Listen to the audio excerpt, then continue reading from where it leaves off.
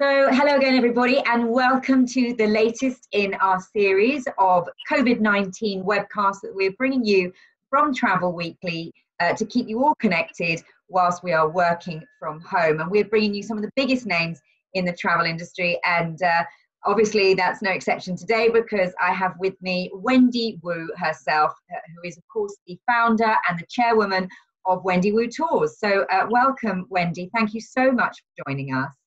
I've got lots to ask you, but I think people will be interested in your journey through this because, of course, coronavirus first emerged in China, in Wuhan, and so I guess your exposure to this as a China specialist, I know you now go to many other parts of the world as well, but as a China specialist, you probably have been dealing with this a lot longer than many in the industry. So perhaps you could just tell us about your experience, I guess, from January onwards.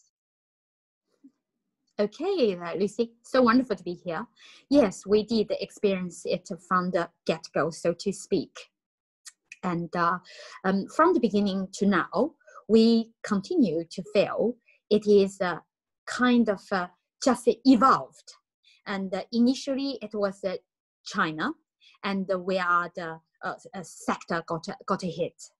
And then that I remember that around the 31st of January, then the China came back and said, we felt that may actually go down, may peak on the 8th of February and in 10 days or something. And then I actually sent the information to BBC and they absolutely felt wow, because they also afterwards got that news as well. And guess what? The reality is it did happen because it absolutely peaked around the 8th of February. And so that shows it can be beaten. So I, as you know, Lucy, I always felt robust and felt there's a very bright light at the end of the tunnel. And I remind to be the same today. But afterwards, even though China starts to reach the peak and start to fight it pretty effective, and now almost really absolutely beat it now. But the rest of the world caught it, unfortunately. And as you know, Japan did. But really, if you look down, because I then became kind of an expert on that, because it's my job to observe, to look at how it is, right? And then if you look at Japan, really, it's just a ship. It's not even their fault. It had all of a sudden so many people infected. However, the reality outside of that ship in Japan, they did such a wonderful job. Very, very few, very small number being affected for very, very long time. So it also means if you do it carefully, tracking and do it carefully, then it can be really contained. But then that is another big hit to our company because we are also the biggest for Japan in this country. Yes. So tell us about that, Wendy. So initially, I mean, I remember putting it on the front page of Travel Weekly and thinking it was very much a problem in the Far East and Asia at that time. And we were worried for operators that obviously had a lot of product or that was their specialism to that area. And we were worried for people like you. So you must have seen initially a decline in demand, I guess, to go to those areas. And then how did it evolve? Because obviously it then became a problem for everyone, didn't it? Yes, it is just exactly like you said. The demand absolutely dropped because of the coronavirus hit China, then hit Japan. And you're absolutely right. Thank you, Travel Weekly and other media, and especially travel industry at that time. So many travel agents actually expressed their sympathy and empathy to us and said they are going to support us because we are such a good company. So it feels really good that your support and all the travel industry support means so much to us and really keep us going very, very strong. But then afterwards, as you know, all of a sudden that Italy had it.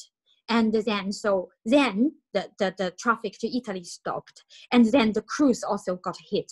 But then what was worse, because at that time I was in Australia, and to be precise, that day I was actually after Australia, I was in New Zealand. And really in the industry, round up everyone and to say, this is hard, but we will get over it. The industry, don't give up.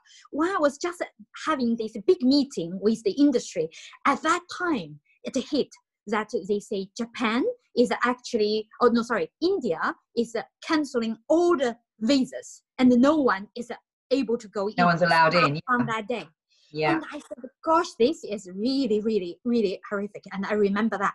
And then, so lot more people got affected, a lot of other companies. And then I remember the other day when I was in Australia, when I go from New Zealand, I went back to Australia.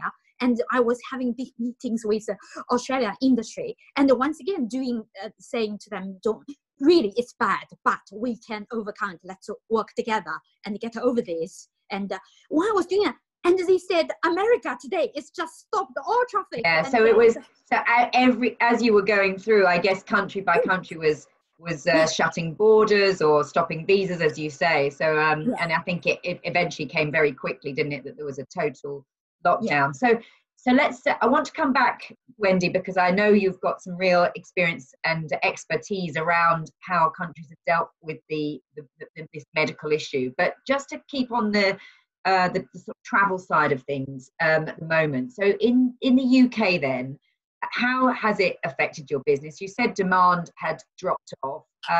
What's been the impact on your UK operation? Because obviously you're a very trade-friendly tour operator. You've got sales teams that are normally out on the road and going to all the conferences and training agents and stuff. So just practically, what have you had to do with your UK operation?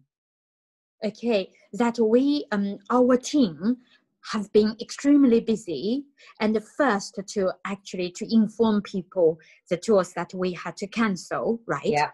And before that, we are extremely busy because some people still wanting to go. They said, we want to go. So we have to decide to go, not go, and let some go. And this. Then after, we had to inform everybody we are cancel departures because the government. And did you have some people overseas, Wendy? Presumably you had some to repatriate, did you? Yeah, the next step, once we need to shut everything, right, follow the policy, then we became so busy to repatriate people from all over the destination. We're talking about China, Japan, we're talking about South America, we're talking about Central Asia, where our team was just so busy doing that and repatriate them. And that is not just in UK company and Australia company, New Zealand. We're all just full on busy with that. And then finally I've come to stage. And then the great thing, once again, the travel industry is just a wonderful industry and so good. And our relationship with the agent and the customer really paid off because they all supporting us. Yes, they are under lots of pressure too, but they are supporting us. So therefore, lots of the customers are actually happy and willing to actually change it, to defer it to later this year and also next year. Okay.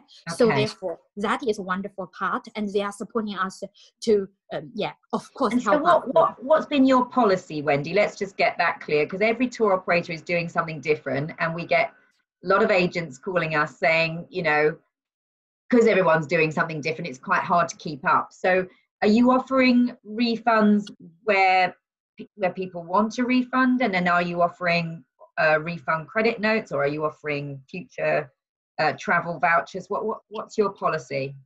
Okay, our policy is this, that when people talk with our team, because we do have very good relationship with customer and agents. So therefore, when they actually say, okay, some of them, we will tell them the tour has to be cancelled. And then, so by then they will say, okay, can I cancel? Can I rebook? Can I defer? And then we are able to convince them to to book for next year and book for later this year. Okay. And for the people, very few that they say we can't, and we must cancel for that. And we will say, then we will help you to get the refund at the because of the airline, because of the supply payment. So you're letting them have a refund, but you presumably haven't paid it yet because you That's can't. right. Okay. That's right. Yeah, all right, so they'll get this refund credit note that ABTA have been promoting, so that they can have their refund, but not just yet. No, that's right, because because all the rules now is no longer almost applicable, because this is absolutely unprecedented. It's literally travel just shut. No one can go anywhere. So who can really have a really policy? So our policy working with customer, just case by case, and then support them. But the most important thing though is I would say, Lucy, for us, and also I believe for all the travel agent as well as the industry, it's important for the customer at the end to understand and appreciate that for us, like Wendy Wu Tours, we are very solid and with years of growth and with very strong financial discipline. So our financial position is very, very safe and secure. So they will be, their credit or whatever is very safe with us. So we are going to be there. Doesn't matter what, we are going to be, because look, we're that's really reassuring to know. And I'm sure agents will feel more confident offering those refund credits to their customers. I guess it's just customers, like some of them are nervous, aren't they? And they've got their own financial problems now because of the situation. So I guess there is sometimes that bit of jarring there that agents are having to deal with.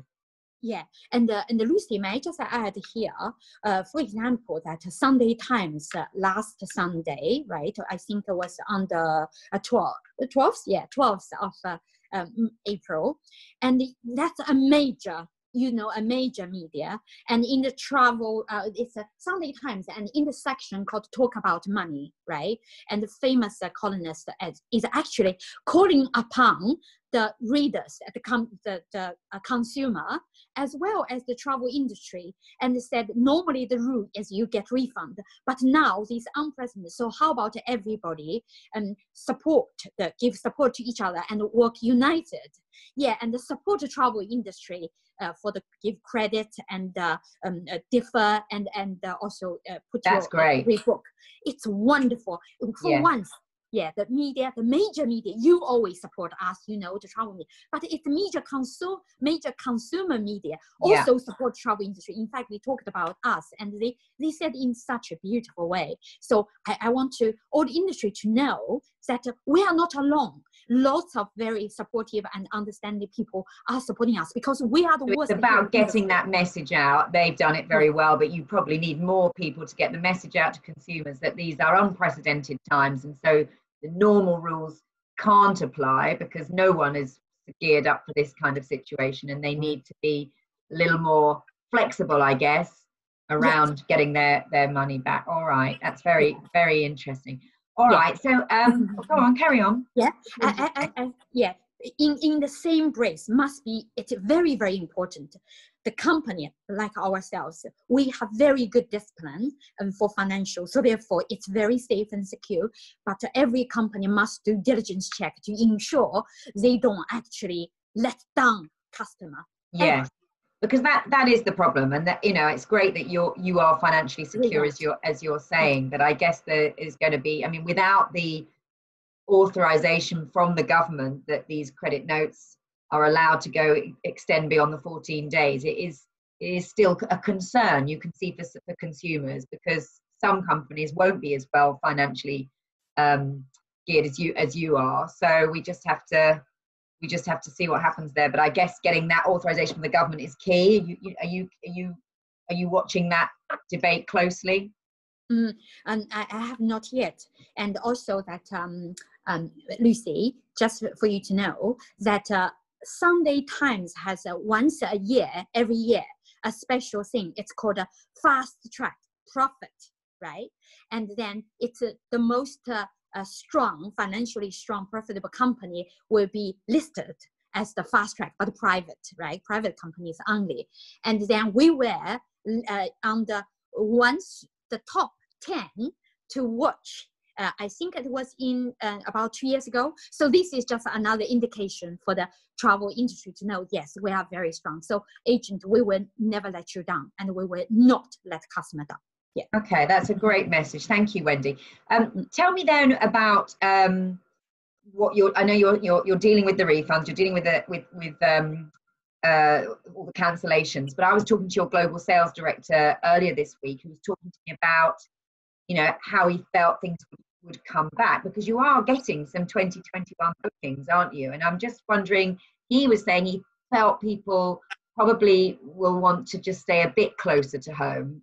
And he was saying you're going to expand some of your product in the Middle East and Central Asia while people just, I guess, get the confidence to go back to China and Korea and places like that. Is that, so just tell us about your product mix going forward then, and what you anticipate happening in terms of consumer demand.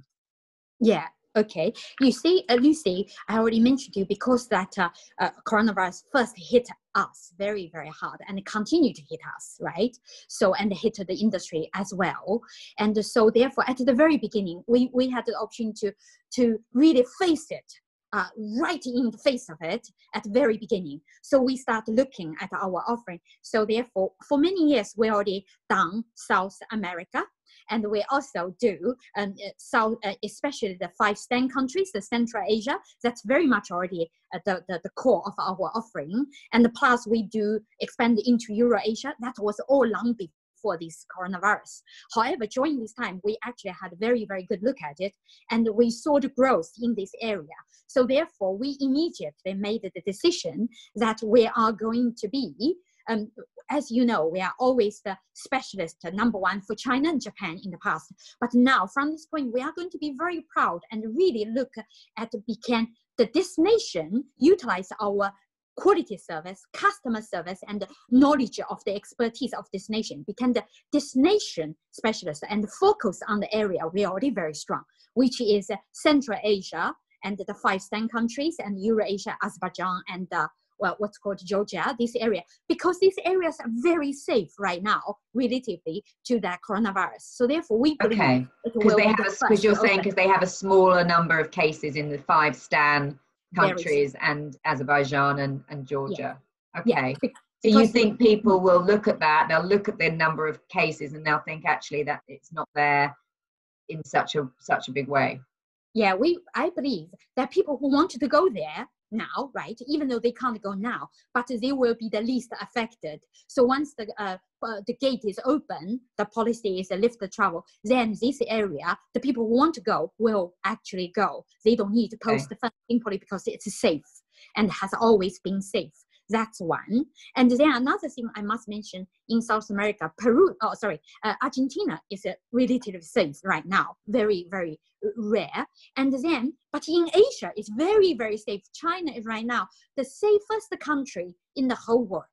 And because every day the new cases is single digits, and then they have double digits of imported case. And for that reason, China was so serious, they shut entire border, canceled all visa, no one is allowed in.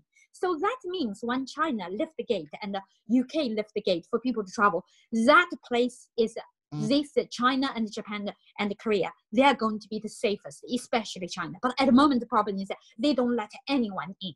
Yes, of course. No one can travel at the moment. But you're saying that when the time comes, they will be the safest places because they were first in, took the right measures. You're saying, and then they've recovered quickest. Yeah, they actually, I'm not sure if they take the right measure. They took the extreme measure, sacrifice the economy, sacrifice people's going out and all of that. But nonetheless, they absolutely beaten the virus, that's for sure. And also their control is so tight, they literally don't let anyone in. When people are in, initially they let people in, then the check through, the tracking, it makes that country very safe and secure from the virus. Do you think that we will have to, or other countries will have to have the same kind of tracking and testing and, entry at borders? Do you think that other countries will have to follow China and Japan's lead? Lucy, you're asking me a question that we can ask our country leaders. However, I will just share my view. And if you look at the different models, China has the most strict, and from the beginning to the end, once they realize it's a measure. And they did well because they only so far only over 3,000 deaths. And then they have only 82,000 people infected. But all at the cost of people's movements and freedom. They locked down the whole country, caused a huge economic and the burden to the rest of the world as well, because they are not delivering any clothes, any furniture, any goods. So is that we should follow? I'm not sure. But then if you look at another model, which is Japan, they had the initial cruise, which is not their fault, right? And Lucy, do you want to know why they had a problem? Anyway, let me just explain. It's only because initially they don't know how to do tests. They only can do 35 a day for many days, which they have 6,000 people in the cruise. So therefore, it's terrible. Then in the next few days, they could do 85. And that's really why all these people got tracked and then got trapped and still infected. But later, they could do 3,000 a day. By then, everybody got off the boat. And then the whole country was under good measure. And then, look, they did not cause huge detriment to the economy. They still have everybody open. They can still do. But they do wear masks. They do track people. And that track is very effective because what happened? If somebody, for example, one of our colleagues, a very dear colleague, has got it, right? But before that, she didn't know she got it. So she would still go and visit her friends. Yes, yes. Then other people will get it. So, but once she got it in China, that will be tracked. So whoever she has had contact with will be notified. And they will also, then they won't be able to give to anyone, even though they have not had symptoms. So we're not doing tracking in the UK, are we? So you're thinking it's hard. Tracking, it would help if we had tracking. Yeah. However, without the tracking right now, the government is doing the best because with everybody stay at home. So therefore, you are not, if anyone is may have the infected, they won't pass to others. But that is also good. But the tracking will prevent all the things happen before and the future potential. So but it's hard to do. Okay. Yeah. And so Japan is very good model. And then it's unfortunately that not many people are looking at that model. Unfortunately, they all follow the US, which is do nothing. And then once you find US is doing things a little bit abnormal. And first thing it's nothing, and then stop all the traffic from Europe, and so it's a 180-degree turn. Then I think other countries say we can't follow that. They went to follow China, which is lock everybody down. So I think that gradually, I think they will find the right measure. Right. Okay, fair enough. Now, Wendy, you mentioned how in Japan they're making people wear masks, and I wanted to ask you about masks because you're about to launch an initiative, aren't you, for your customers here?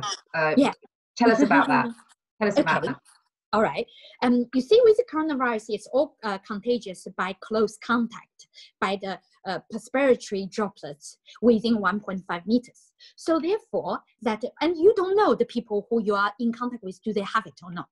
So the government 2 meters now is great, but not go out is great right now. Okay. However, when you have to go out shopping in a shop, you are going to be with other people. How do you know they have it or not? So during that time, it's great to have a mask because that will stop that from coming into your nose and your mouth and everything. That's a wonderful thing. Another time it's great when you go to doctor surgery. You know, our customers, they are silver travelers, right? So therefore they need to go to doctors and get some prescription, whatever. At that time, it's the most vulnerable time. So if they have a mask, that will absolutely protect them.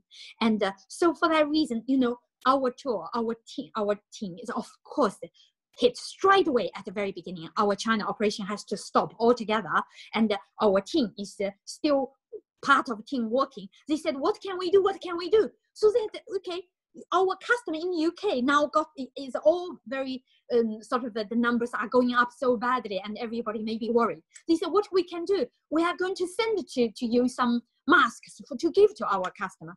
But you know, they can't send a lot because currently it's so hard to receive anything. But it's already left, the mask. So we are actually tell our repeat customers to say, we are going to have this, and then tell us if you want it. And then we will send it to you. So as a gesture to your previous customers, you're going to send them a mask that they can wear to reassure them it's something from Wendy Wu Tours. And you're going to add some herbal remedy as well to that, aren't you, if they want it? So, and you're saying this has been proven to help as an integrated solution. It's not a vaccine or anything like that, but it's a herbal remedy that you say helps. Yes, the herbal remedy this time, because SARS hit China before, so China was a little bit very experienced. So therefore, this time they learned from last time. Once they used the herbal remedy in the final stage of SARS last time, then 40,000 doctors use this herbal remedy to supplement. 0 out of 40,000 frontline doctors, 0 infected. for SARS. And so therefore, they decided they will implement the herbal remedy from the very beginning this time, at the very beginning. So therefore, they've been used to many hospitals, and that proven to be reduce the symptom from very, help to reduce from very, very severe to reduce, and from not severe to rid off, and also to just to help. So therefore, we got that. We actually, they are sending us this, and it's underway. I just do not know when. These are people in China that would normally be working on the tour operation and the business, but they're helping in a different way by getting all these supplies to you that they're going to send to you, and you're going to be able to send them out to your UK customers. Yes, that's absolutely, you're right. Because for them, for us, the same. The customer is the key, and I'm going to send to our repeat customers first. And will you send it to your best trade partners if you get enough? Yeah, more than that. Absolutely. What we do is that the first rounds, because they only allow small quantity, we send first to repeat customer, and then we send to the customer who are about to go. And then I'm absolutely, as I mentioned to you before, that I want to send to our trade partners and friends, because if we can get it, then we want to give to our wonderful industry and the partners. Okay. Now, we talked about destinations that would come back first. You're saying that the ones that have not got the virus so prevalently are going to clearly be popular. You also said China will be the safest place. So when the world opens, you're obviously quite confident. Just talk to me a little bit about how you're managing that time, though, before it does open, because you're doing all these webinars and you're getting quite good traction. And this is both consumer ones and ones for the trade, and you'd think perhaps people wouldn't be thinking about travel, but actually they seem to be thinking about it and joining your webinars. Tell us about that.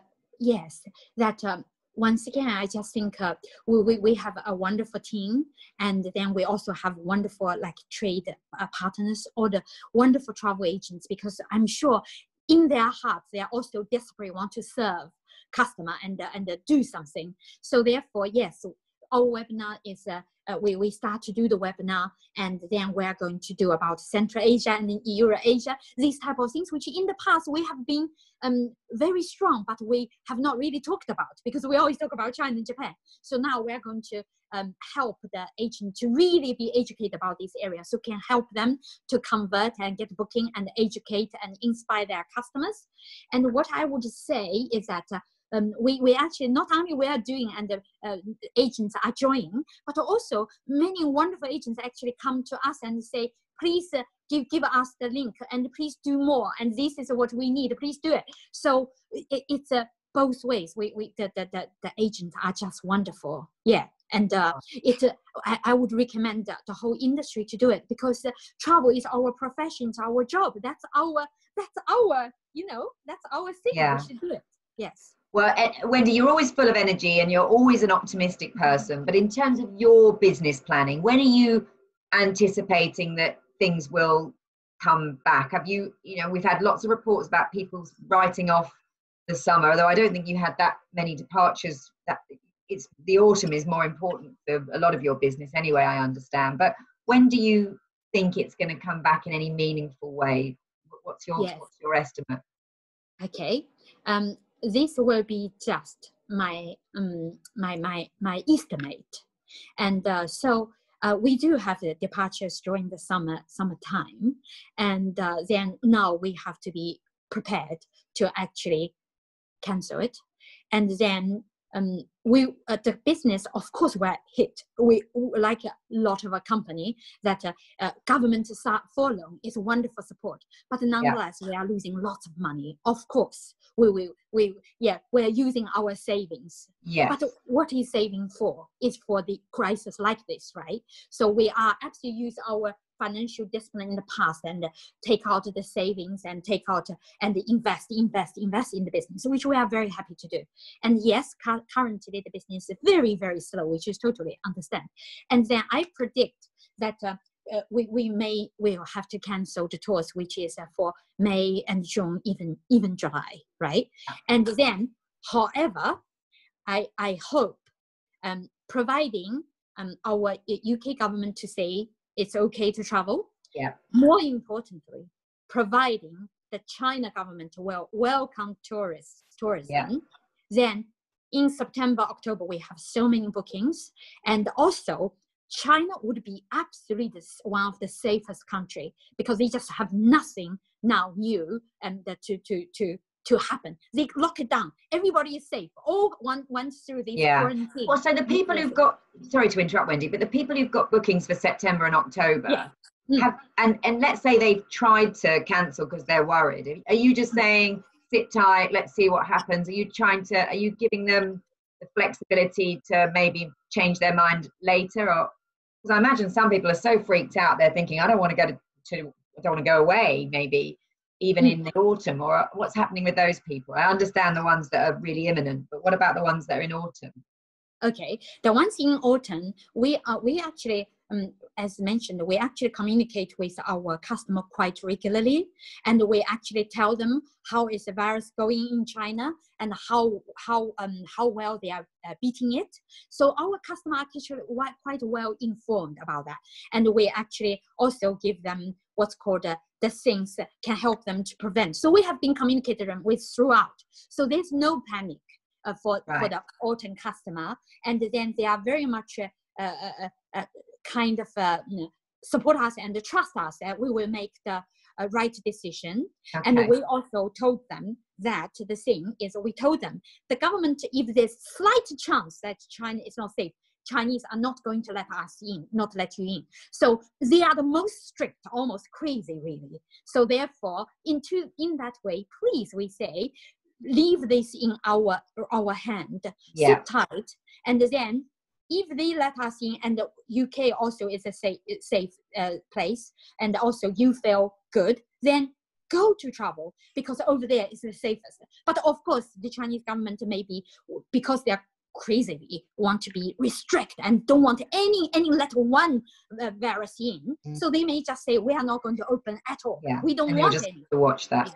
Then we have to cancel. But at this moment, with my optimistic view, I hope they won't do that, and I hope they will actually let the people, just because they are controlled it and so wonderfully, don't let people in. But I hope they will make a decision. It's well controlled. It's wonderful. So we will let people in and enjoy the safety and all this. So if they let in, and then our departure in autumn will go. But if they don't, we won't be able to go. But China is the one place we are most confident will be the safest for customer. And for us, our customer safety is the number one priority. And then all the other countries will be less restricted than China.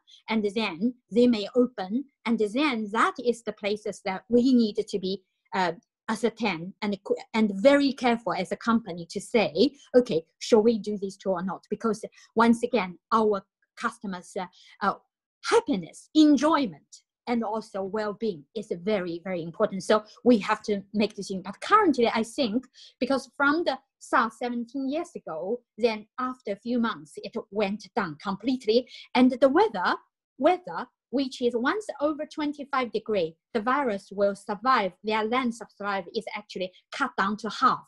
So the hot weather is actually good for kill it. So let's hope all of that will be on our side and win the battle. All right. Well, Wendy, what a great place to leave it on. We're hoping we'll all win this battle. And with your optimism and enthusiasm, I'm sure, I'm very confident that Wendy Wu Tours will be leading that battle. So thank you very much for your time today. Great to hear your messages and your messages of support for the trade, and also your thanks for the trade, because they are working very, very hard. So thank you for your time. We wish you the best of luck, and we can't wait to see you getting all those customers back out to all those fantastic destinations when the time comes. Yeah, and thank you, Lucy, and please let I want the trade to know for once that the trade yourself and also the trade media, as well consumer media and the public, actually are united and support the travel industry. Let's make that continue. Brilliantly said. Well done, Wendy. Thank you very much, and I'll see you very soon.